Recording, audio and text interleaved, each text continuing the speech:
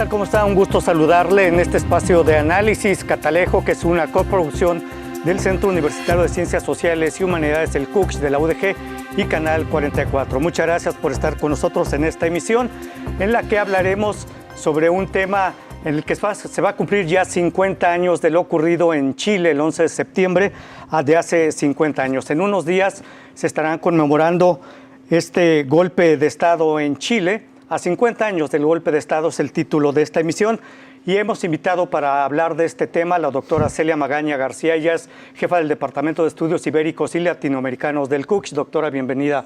Gracias por estar con nosotros. Gracias. Y también el doctor Jaime Tamayo Rodríguez, él es jefe del Departamento de Estudios sobre Movimientos Sociales del CUCH. Doctor, como siempre, muchas gracias por estar con nosotros. Un gusto estar aquí contigo, Toño. Bueno, yo quisiera iniciar preguntándoles cuál es la importancia precisamente de conmemorar, porque sus departamentos tienen preparado varios eventos de los que hablaremos mucho más adelante, pero ¿cuál es la importancia de conmemorar los 50 años del golpe de Estado en Chile, tomando en cuenta precisamente la relevancia que tuvo y sigue teniendo Salvador Allende dentro de la Universidad de Guadalajara y concretamente en el CUCH? ¿O por qué conmemorar precisamente los 50 años del golpe de Estado en Chile? Porque es fundamental tener un ejercicio de memoria histórica, porque no podemos permitir que el 11 de septiembre sea conmemorado solamente como el ataque a las Torres Gemelas, porque me parece que las experiencias y los dolores latinoamericanos tienen que estar presentes en la memoria de nuestro continente, de nuestra región. Y en particular para la Universidad de Guadalajara y para el Centro Universitario de Ciencias Sociales y Humanidades, pues tenemos un legado importante, dada la visita que Salvador Allende realizó el 2 de diciembre de 1972. Así es, efectivamente, es la relevancia y por eso conmemorar este evento, doctor Jaime Tamayo. Sí, y hay dos cuestiones que parecen fundamentales de este aniversario, que es obligado recordarlo, no solo por lo que significó, no solo por traer al presente lo que fue Salvador Allende y fue lo que significó ese golpe y su legado, en el caso de Salvador Allende, sino también por el daño que se hizo y que hoy sigue teniendo efectos. Hay dos cuestiones muy importantes. Primero, este golpe de Estado, que fue producto de una intervención norteamericana, como fueron la mayoría de los golpes de Estado en el mundo, o han sido, y que nosotros tenemos un antecedente en México. Hay que recordar que el golpe de Estado contra Madero fue pactado con Victoriano Huerta en la embajada, por eso se le conoce el pacto de la embajada, ¿sí? Y hay toda una serie de antecedentes, pero en el caso de Salvador Allende lo relevante es que este golpe tenía el objetivo de cerrarle la puerta a la opción pacífica y electoral hacia el socialismo, el modelo chileno al socialismo, que Salvador Allende lo tenía muy claro, un presidente marxista que pretendía una transformación de fondo, no un socialdemócrata que iba simplemente a darle un barniz al capitalismo, y que este golpe de Estado vino a significar de alguna manera el pretender cerrar la puerta, que solamente empezó a reabrirse muchos años después, precisamente a finales ya del siglo XX, cuando el presidente Chávez gana las elecciones y se propone lo que él llamó el socialismo del siglo XXI, que bueno, podemos discutir una serie de cosas sobre eso, que no es el tema, y bueno, luego vino Evo Morales, etcétera. Pero prácticamente se le estaba cerrando la puerta electoral y pacífica al socialismo, ese es uno. Y lo otro, que después del golpe llegan, bueno, las políticas de los Chicago Boys, empujadas por la Margaret Thatcher y Reagan, una en Inglaterra, el otro en Estados Unidos, y toman como modelo a Chile. Y Chile es el experimento que luego se expande por América Latina y por el mundo y nos trajo esta destrucción social terrible, esta pobreza y esta desigualdad enorme que todavía hoy estamos sufriendo. Así es, efectivamente. Bueno, y hace unos días leía precisamente con relación a este evento conmemorativo a 50 años del golpe de Estado en Chile, un reportaje del periódico The New York Times, donde decían que este golpe de Estado refleja la fragilidad, o reflejó en su momento, la fragilidad de las democracias latinoamericanas. Pero yo pensé, más bien reflejó en su momento el intervencionismo norteamericano, que quizá ha cambiado un poco y ahora sigue interviniendo a través del llamado soft power, ya no con el hard power como lo hacía en aquel entonces. Y básicamente es eso, ¿no? Porque las democracias pues no creo que sean tan frágiles, más bien el imperialismo norteamericano hizo o las volvió frágiles en su momento, doctora. Sí, bueno, y las consecuencias evidentemente sí son esa fragilidad de la democracia que aún vemos ahora, ¿no? Hemos visto cómo son las ultraderechas quienes capitalizan mucho de este descontento social que existe aún ahora. La importancia de conmemorar el 11 de septiembre también tiene que ver con que la disputa permanece abierta. La disputa no es solo sobre el pasado, es sobre el presente y sobre todo es sobre el futuro, es lo que se está jugando. Doctor. Sí, efectivamente el discurso que quiere mostrarnos el New York Times es exactamente el contrario. Las democracias fueron afectadas, dañadas y siguen siéndolo por ese intervencionismo norteamericano, que no se ha acabado y no se limita incluso a las llamadas revoluciones de colores en algunos casos o los golpes suaves a través del Congreso y del Poder Judicial. También utilizan al ejército. Lo vimos en algún golpe, por ejemplo, como el de Bolivia, ¿sí? En el caso hondureño que actuó el Poder Judicial y el Poder Legislativo, pues también el ejército se movilizó. Es decir, finalmente utilizan todas las estrategias que requieren para tumbar gobiernos que no son afines a sus intereses. Y hoy estamos viendo la amenaza a un gobierno triunfante en Guatemala que sufrió la invasión de tropas dirigidas por la CIA desde Honduras, cuando estaba el gobierno de Jacobo Arbenz en los años 50, pues hoy otra vez está una situación que pone en riesgo incluso la toma de posición del presidente Arévalo, que ganó las elecciones incluso teniendo en contra todo el aparato del Estado, y ahí están amenazando con un golpe de Estado, ¿no? Es decir, Estados Unidos finalmente se vale de cualquier instrumento, ya sea suave o ya sea violento, para tratar de impedir que haya gobiernos que cuestionen el dominio y la explotación de los recursos naturales de estos países. No importa si son democracias o no son democracias, finalmente el discurso de la democracia y de los derechos humanos es una falsedad, es solamente el instrumento para intervenir, para golpear a los países en los que sus intereses no son los que les benefician, ¿sí? Lo hemos visto simplemente basta ver oligarquías, gobiernos oligárquicos o gobiernos incluso autoritarios terribles, pero mientras estén sujetos y sometidos a los Estados Unidos, pues bien dicen, son fulano de tal, lo decían en este caso, por ejemplo, de Somoza, es un hijo de no sé qué, pero finalmente es nuestro hijo de no sé quién, ¿no? Así es, efectivamente. Bueno, precisamente el 11 de septiembre se cumplen 50 años de este golpe de Estado en Chile contra el presidente Salvador Allende. 9 meses antes, el 2 de diciembre, como ya mencionaba la doctora Celia Magaña, el presidente Salvador Allende estuvo en el auditorio que hoy lleva su nombre, en el Centro Universitario de Ciencias Sociales y Humanidades. Y de aquí tengo entendido y recuerdo, es lo que he leído, cuando viajó a las Naciones Unidas, donde pronunció un discurso. ¿Qué tan importante fue ese discurso que 9 meses después, o qué dijo precisamente en la ONU Salvador Allende, que provocó el disgusto norteamericano para que 9 meses después se llevara a cabo este golpe de Estado, doctora? No, bueno, ya tenía rato la intervención norteamericana con financiamiento y acciones directas para instaurar el golpe. Finalmente la postura y el discurso de Allende en las Naciones Unidas es un llamado a todos los países para exponer la situación de Chile, ¿no?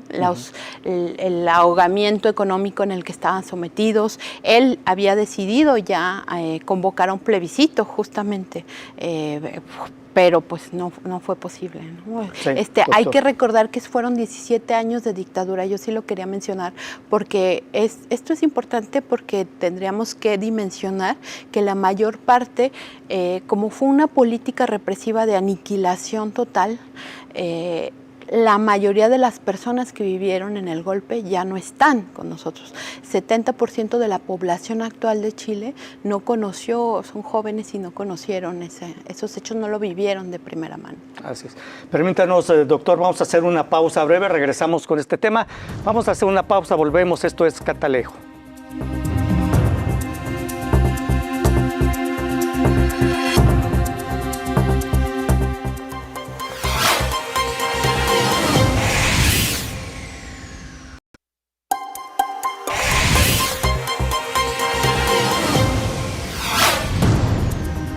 Continuamos en Catalejo, coproducción del Centro Universitario de Ciencias Sociales y Humanidades y Canal 44.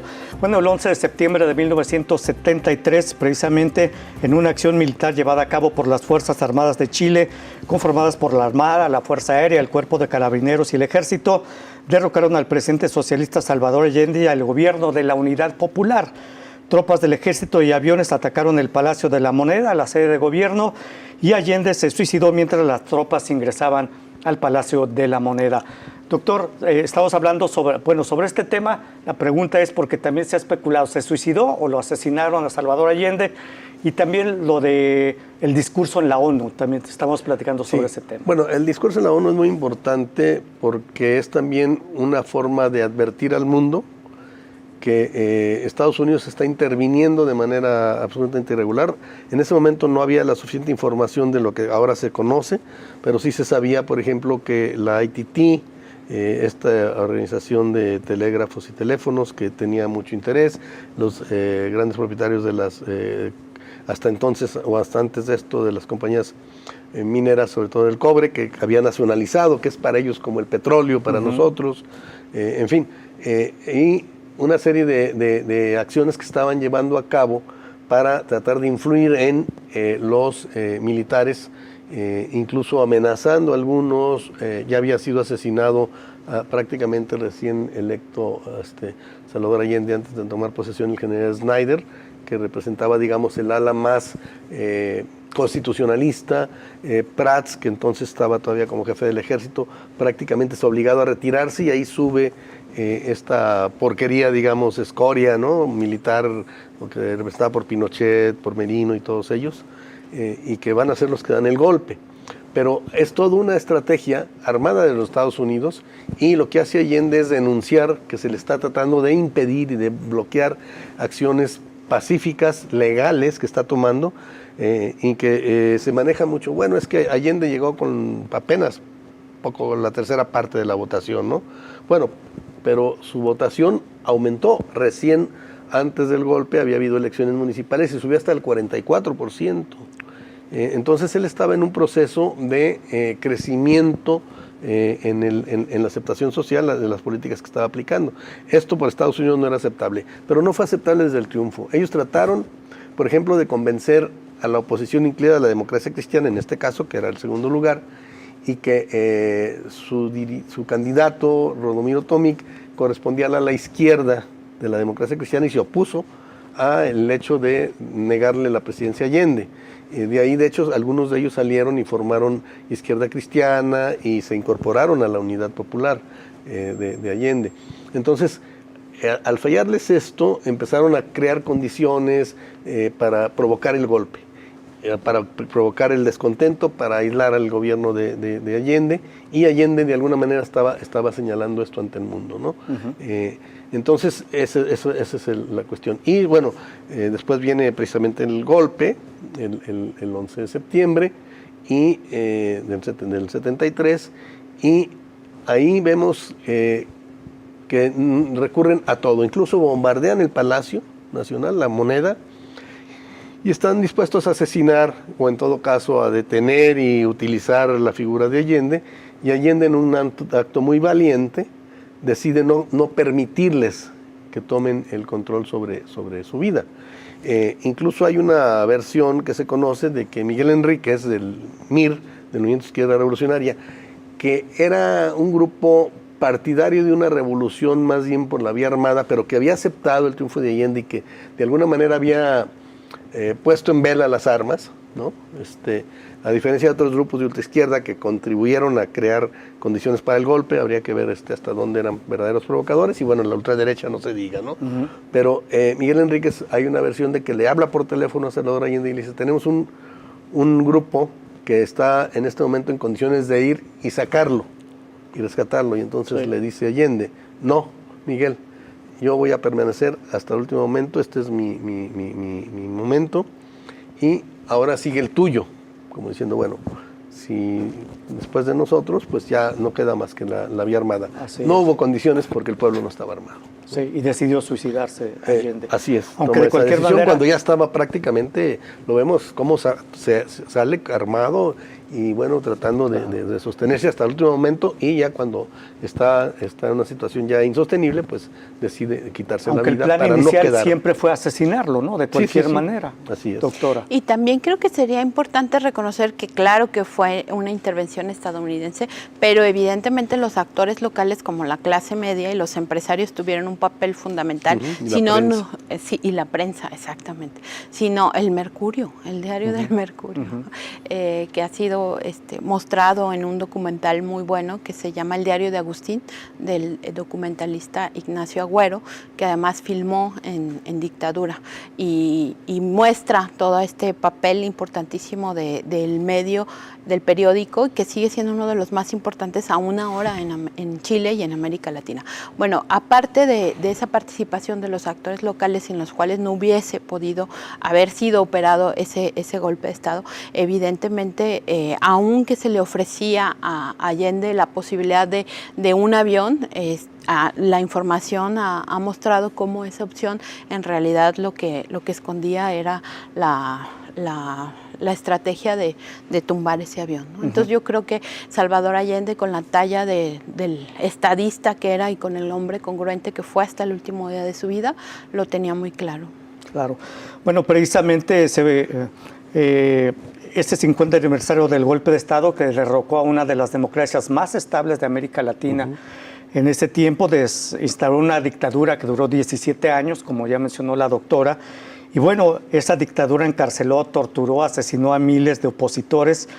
¿Y se tiene idea de cuántas personas precisamente desaparecieron en ese régimen pinochetista? Porque los datos que se tienen es que en este régimen 1.469 personas fueron desaparecidas. Cuando menos es el dato, pero no sé si haya datos más reales que esto. Bueno, hay una gran cantidad de asesinados que no son desaparecidos, pues, porque se conoce que fueron asesinados. Hay una cantidad de desaparecidos que no alcanza la dimensión de otras guerras sucias, como es el caso de Argentina, que quizás es el que tiene más desaparecidos, pero va a vivirse una represión constante, permanente. Las cabezas, digámoslo así, de todas las organizaciones políticas o se exilian o terminan asesinadas.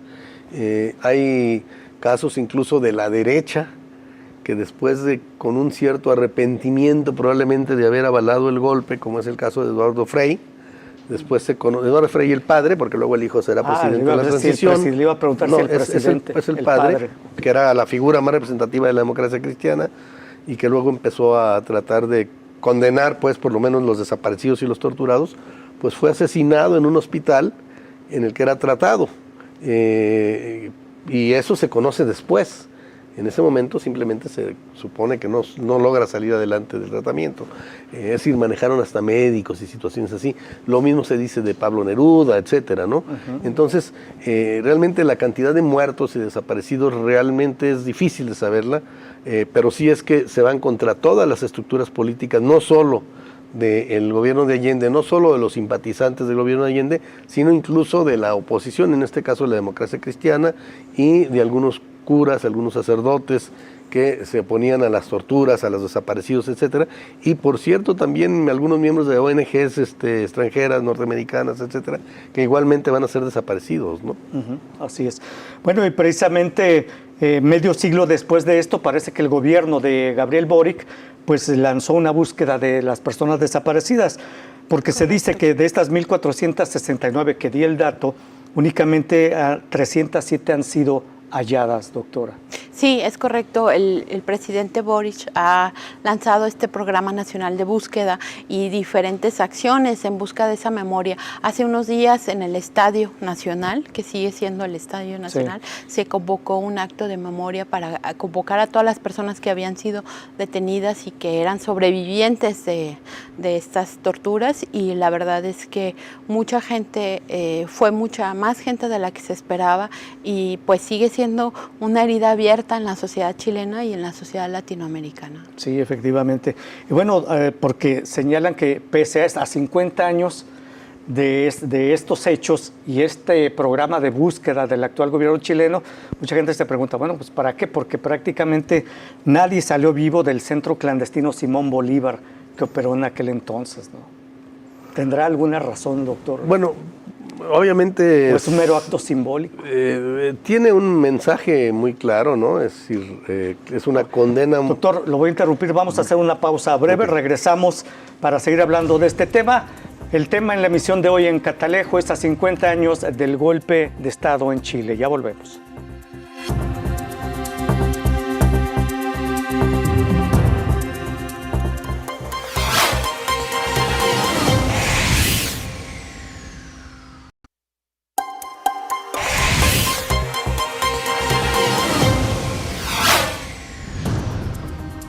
Continuamos en Catalejo, gracias por seguir con nosotros.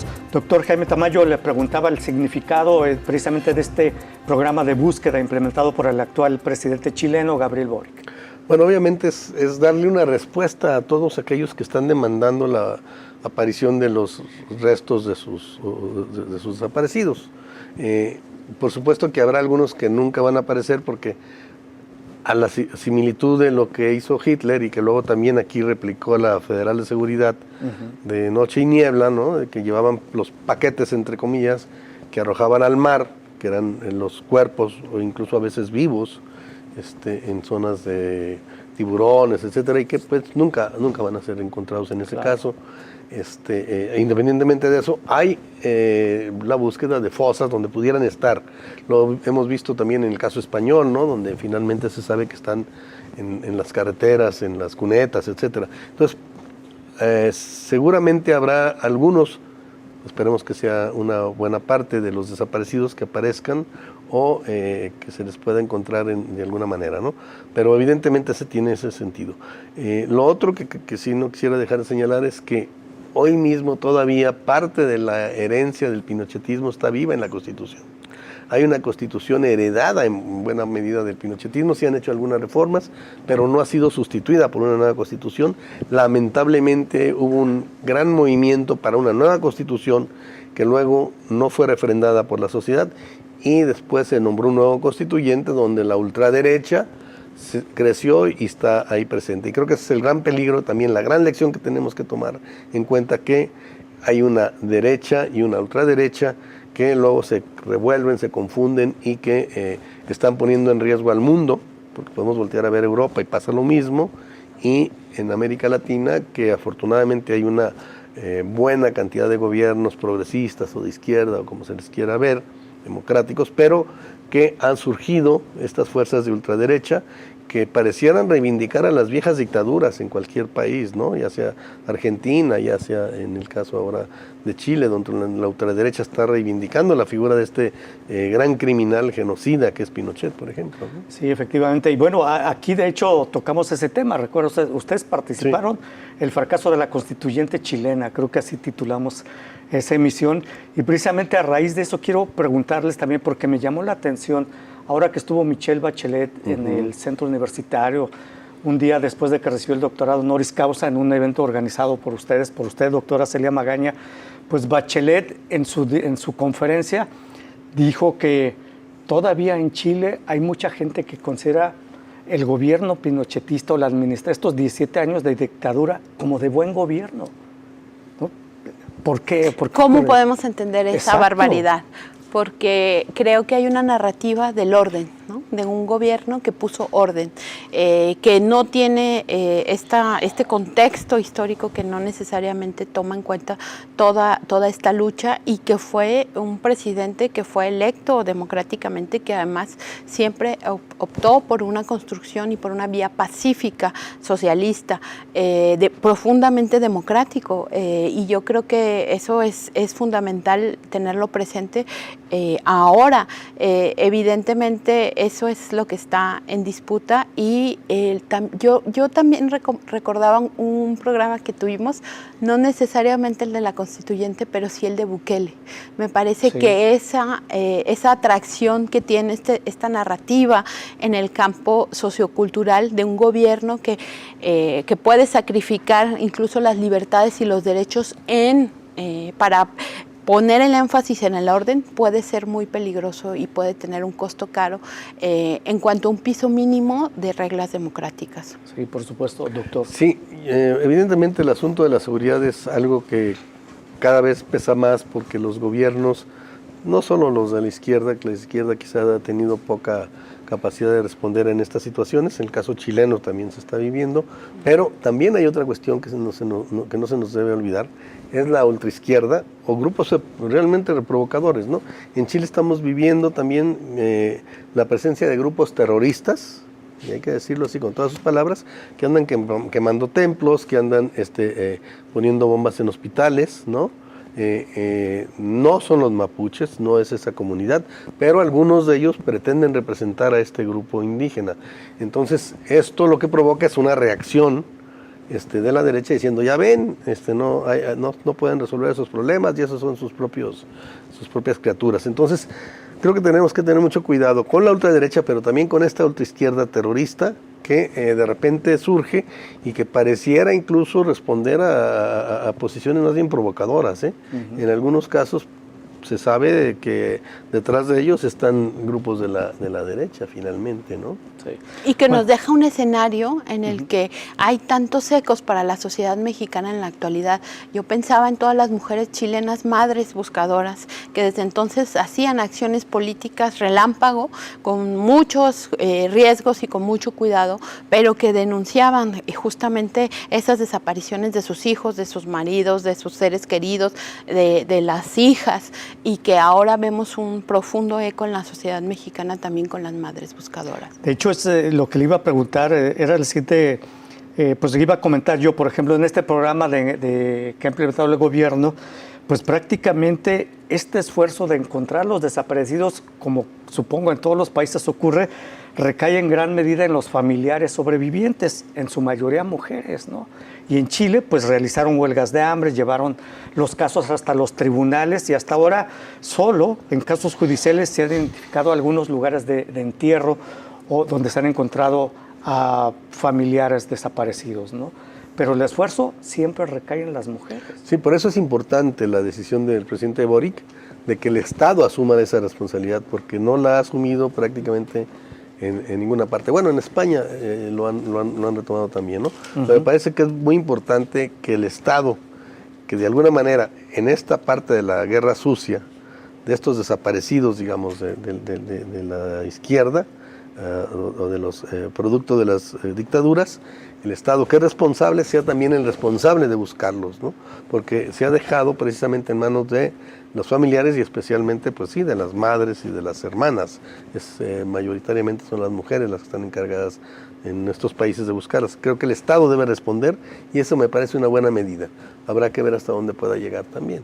O sea que al igual que ocurre en México actualmente, el Estado chileno pues no les dio el apoyo. No sé si ahora Boric le está dando el apoyo a las madres buscadoras y no sé si siguen realizando estas actividades de búsqueda. Esperemos, pero no termina de ser por lo menos impactante cómo son las mujeres mismas quienes aprenden toda esa técnica, ese conocimiento y aparte con lo que significa en términos de lo doloroso que puede ser para ellas estar realizando esa práctica, pero simplemente si no lo hacen ellas no lo va a hacer nadie y no lo ha hecho nadie. Claro.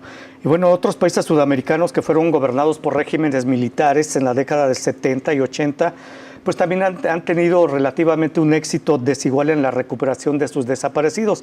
Mencionaría, por ejemplo, los equipos forenses de Argentina recuperaron 1.400 cadáveres, tengo entendido, restos que identificaron a 800 de ellos. En Brasil, pues se encontraron a 210 personas desaparecidas, pero también tuvieron muy escasos resultados.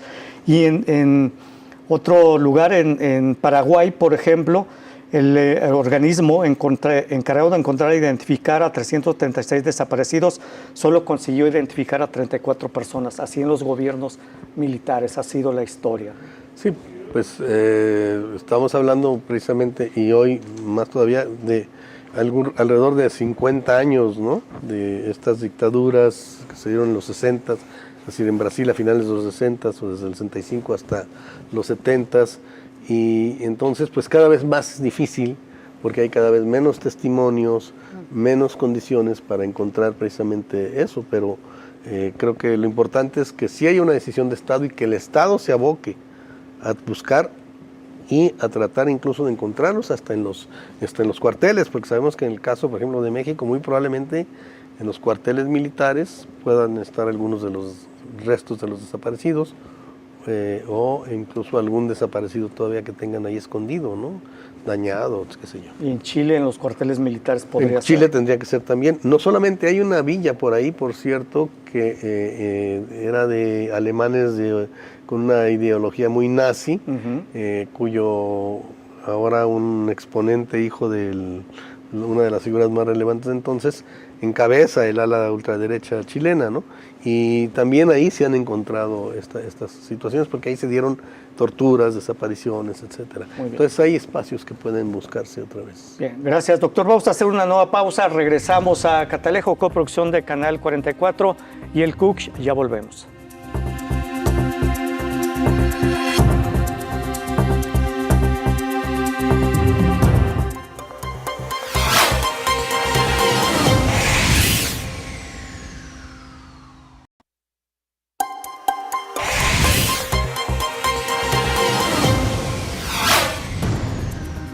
Bueno, continuamos en Catalejo, gracias por seguir con nosotros.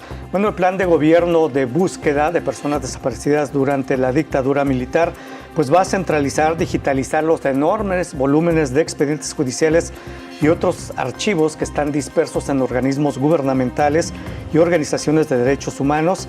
Se va a utilizar un software especial para cruzar información y todo esto será financiado por el gobierno chileno.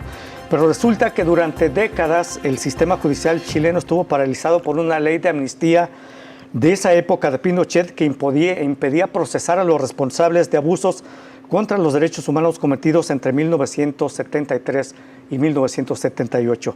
Fue hasta el año 2000 cuando el Poder Judicial chileno precisamente dejó de usar esta figura para desestimar los casos y comenzaron ya pues, a poner atención en los casos, doctora. ¿Qué nos comenta al respecto? Pues acabamos de tener un ejemplo, ¿verdad? Tuvimos a quien detuvo a Víctor Jara, que finalmente fue después de muchos años procesado y él se suicidó, ¿no?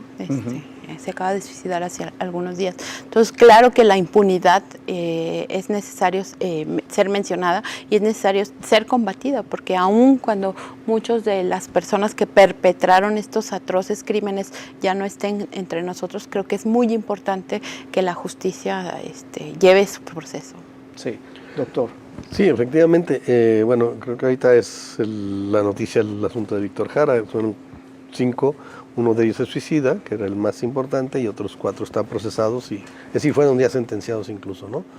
Pero el punto es que hay una gran cantidad de militares, empezando por Pinochet, que murieron en la impunidad.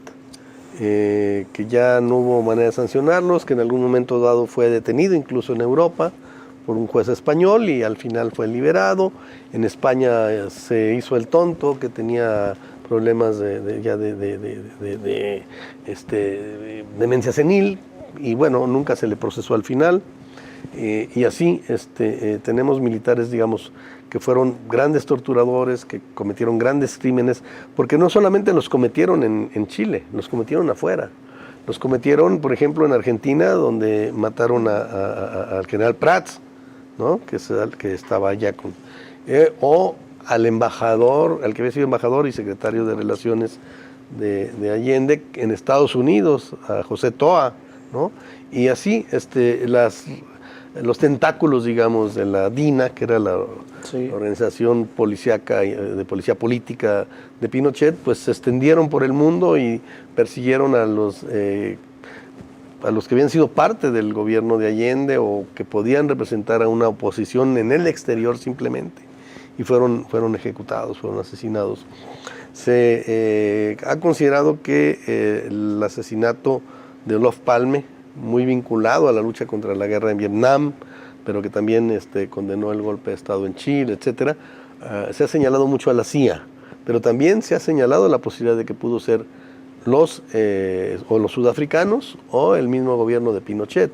Es decir, estamos hablando de figuras de primer nivel a nivel internacional que ni siquiera eran chilenos, ¿no? Sueco. Entonces, sí, era la figura, digamos, de la socialdemocracia sueca más avanzada, más pacifista.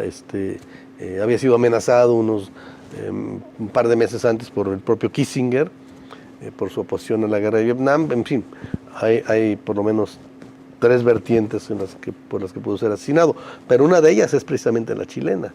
Es decir, esto pues ya no va a ser sancionado porque, bueno, pasaron 50 años, muchos de ellos ya murieron y murieron en Santa Paz, lo cual realmente pues es terrible, ¿no? Pero hay que recuperar la memoria, hay que señalarlos, hay que dejar que la historia muestre el tipo de personajes tan terribles que se vieron en Chile y que evite que se repita, porque resulta que hoy en Chile hay un sector que está viendo con simpatías al gobierno de Pinochet, a pesar de que no solo, como dije, fue un gobierno muy represivo, muy violento, sino que además fue el que implementó las medidas neoliberales que hoy tienen todavía a los chilenos en situaciones muy difíciles, que han llevado a muchos muchachos incluso a estar, incluso hasta el suicidio por las deudas que tienen al terminar su carrera y que tienen prácticamente que estar trabajando para pagar esa deuda como parte de las políticas neoliberales, y en fin, una serie de cuestiones más. Y sin embargo se encuentra uno con que hay sectores que creen ver en el pinochetismo un momento de condiciones benéficas, no sé cómo, ¿no? De buen gobierno. Que incluso, como mencionaba, lo reconoció Bachelet recientemente. Sí, eso es terrible, ¿no? Que Así ni siquiera es. tienen la capacidad de entender lo que se vivió. Y por eso es muy importante recordarlo y señalarlo, que hoy eso es un peligro. Y lo que usted menciona, pero en Chile todavía la educación es privada y muy cara, sobre todo. Es muy cara incluso la llamada educación pública. Por eso la idea de recuperar la educación pública gratuita que se había alcanzado con el régimen, con el gobierno de Allende. Ahora, hay sobrevivientes precisamente que participaron en el golpe militar, militares o personas relacionadas. Todavía hay sobrevivientes. Y pregunto esto porque hasta enero de este año 2023 la Corte Suprema ha dictado unas 640 sentencias enviando a prisión, dicen, a cientos de personas y cuenta con 17 jueces dedicados en exclusiva a casi 1.500 casos. ¿Todavía hay sobrevivientes? Sí, claro. ¿A quién se está procesando? Son mandos intermedios, ¿no? Por ahí algunos de la DINA, por ejemplo, ¿no? Que se sabe que torturaron, que fueron detenidos por torturas, pero no, son mandos medios. No vemos a ninguno de los miembros de la Junta en la cárcel, por ejemplo, ¿no? Que son los grandes responsables. Y lo que sería muy importante es que quede muy claro que fue una política que instauró el terror, que aniquiló a toda persona que pensara diferente. Sí. Y creo que eso es necesario, por eso es necesario esos juicios y esos procesos judiciales. Aunque ya no estén en vida, eso aún con él. Sí, y que se está trabajando. Cuando menos hay 17 jueces encargados de 1.500 casos todavía a la fecha, a 50 años de estos hechos, porque parece que también, además de encontrar a las personas desaparecidas, lo que se busca es que no se piense que esto quedó en la impunidad total, ¿no? Así es, en lo que pueda esto sancionar a los pocos o algunos sobrevivientes que hubiera, ¿no? Porque sí los hay, como también hay sobrevivientes todavía de la lucha contra la dictadura y que venían de la época del propio Salvador Allende, ¿no? Sí. Hay algunas figuras relevantes, pero pues son gente ya pues con 50 años o más atrás de su propia vida. Es decir, estamos hablando de 70 para arriba, ¿no? Sí. Bueno, Pinochet entregó el poder en 1990, siguió al frente del ejército chileno hasta 1998. Ese mismo año fue arrestado en Londres para enfrentar en España cargos por abusos a los derechos humanos. Eventualmente fue liberado y enviado a Chile por su mal estado de salud. Y Pinochet vivió en relativo aislamiento sus últimos años, falleció en 2006. Así es. Como usted mencionaba, en sana paz. Así es. Algo que realmente es doloroso, ¿no? Por eso es tan importante conmemorar y estar muy pendientes de este proceso, porque como se ha dicho, ha sido el alumno ejemplar del neoliberalismo, pero creo que también en ese sentido resulta un caso paradigmático de lo que puede suceder en América Latina. Es fundamental estar viendo qué está sucediendo con Chile, me parece. Sí, y bueno, los esfuerzos de este plan de Boric pues están en marcha. Hay expertos forenses que han empezado a excavar nuevos sitios, ¿no? El Poder Judicial también comenzó a digitalizar archivos en materia de derechos humanos. Una nueva directora del Servicio Médico Legal Nacional de Chile pues conservan 896 muestras de ADN Hay 896 muestras de los familiares de los desaparecidos y precisamente el gobierno chileno espera revertir la negligencia que ha quedado plagada en el pasado, cuando menos es lo que se menciona en el gobierno de Gabriel Boric. Permítanos, vamos a hacer una pausa, regresamos a Catalejo en la emisión de hoy, a 50 años del golpe militar en Chile. Ya volvemos.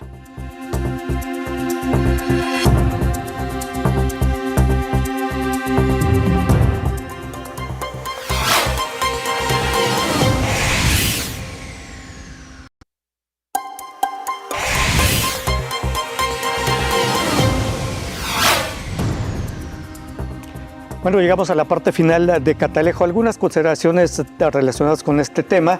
En el proyecto de Boric falta, aún así se menciona un plan para obtener información de las Fuerzas Armadas o de los militares que cumplen condena, porque solo unos pocos agentes han sido condenados. Muchos de ellos están ya en enfermedades terminales, están en su lecho de muerte. Y la verdad es que no han proporcionado muchos datos que se pueda mencionar. Las Fuerzas Armadas nunca han entregado sus archivos de la época de la dictadura, al asegurar que ya no existen. Algunos que fueron convertidos a microfilms en los años 70 fueron incinerados en el 2000. ¿No? Así es, y quisiera que hablaran sobre este tema y también ya finalmente de los eventos conmemorativos que tiene contemplado el DEILA y el DESMOS para conmemorar estos 50 años del golpe militar en Chile. Doctora. Muy importante, me parece, lo repito, que aunque no estén con vida, es muy importante reconstruir esta historia que nos falta, porque es fundamental lo que está en juego.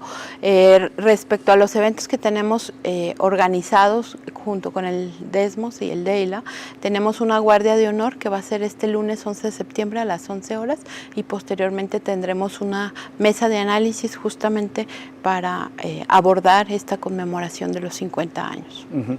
Doctor. Sí, bueno, yo creo que aquí hay una cuestión muy importante. Los ejércitos tienden a ser muy compactos. Aquí lo estamos viendo también, ¿eh? Sí. Hay una comisión de la verdad prácticamente hecha al estilo de las comisiones que se han creado en otros países. Se llevó a detener a algunos militares, incluso un general que ahora ya está en su casa con una detención domiciliaria, por el asunto de los de Ayotzinapa. Sí, de los 43. Pero no se han dado las informaciones que se requieren, ni se han podido revisar realmente lo que se necesita para llegar al fondo del asunto. Y estamos hablando de algo muy reciente, que es lo de Ayotzinapa. Y si nos vamos a Chile, es peor todavía por otra razón. El ejército chileno, a diferencia del ejército mexicano, digamos que se nutre de gente del pueblo, más allá que si su origen es un ejército popular o no. Uh-huh. En el caso chileno, el ejército es un ejército de élite, donde entran familias que incluso representan a la aristocracia, si le podemos llamar así, chilena, y que son los que ocupan los altos cargos, cargos militares, y que están muy vinculados al pensamiento conservador, incluso de alguna manera de ultraderecha. Precisamente ahora que se está reabriendo la investigación o abriendo la investigación sobre los desaparecidos, que viene lo del 11 de septiembre, acaba de aparecer un documento ahí de un montón de militares diciendo que esto rompe la concordia y que pone en riesgo la relación entre la sociedad. Y, hombre, pues resulta que hay que desconocer la historia y hay que taparle a los criminales, asesinos, torturadores y toda la historia, porque si no, pues se va a romper la armonía social, ¿no? Es decir, el ejército chileno en ese sentido es demasiado compacto y por supuesto que no van a soltar la información. Entonces hay que utilizar diversos mecanismos de investigación, que los hay, de investigación científica, para dar con los culpables que todavía vivan y con los que no viven, para ponerlos en un listado denunciando lo que hicieron, y también para dar con la posibilidad de dar con algunos de los restos de los desaparecidos, ¿sí? Uh-huh. Incluso en qué zonas fueron arrojados en el mar, si es que se pudiera saber. Es decir, sí se tiene que hacer la investigación y no se puede depender de la buena voluntad de un ejército que por naturaleza, en el caso chileno, está vinculado a lo más sucio. El general Prats fue asesinado por otro general, es decir, por Pinochet, ¿no?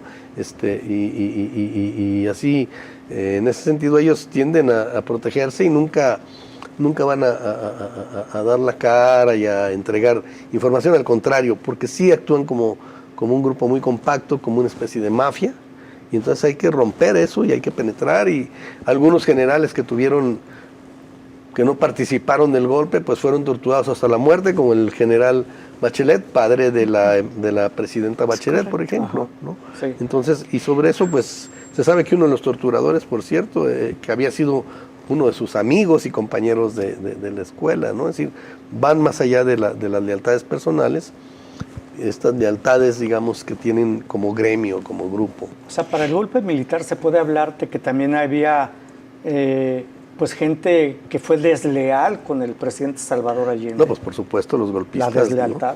¿No? Así es. Sí. Por supuesto, Doctora. Salvador Allende hasta el último momento confió en el general Pinochet y lo traicionó. Pero me gustaría mencionar que ya mencionamos la Constitución y esa herencia que todavía tiene del pinochetismo. Ahora mencionábamos, mencionaba el doctor, hablaba acerca del ejército, pero como ese yo creo que hay otras instituciones que también sería necesario investigar, porque creo que esa herencia pinochetista está aún presente y no ha sido desmontada como debería ser. ¿Como cuáles otras? Pues hay que ver las culturas, hay que ver parlamento, hay que ver por ejemplo, pensaba hasta en cosas como la misma cineteca, los archivos que se tienen, qué política se ha seguido para el patrimonio nacional, para construir ese patrimonio nacional. Me parece que es necesario también Conservar los archivos para conservar investigar, la memoria histórica, exacto, ¿no? Qué se ha seleccionado y qué no. Creo que eso es Aunque los militares señalan que todo fue incinerado en el 2000. Bueno, eso dicen ellos, y además los militares solo han proporcionado información cuando son prácticamente obligados por los tribunales, ¿no?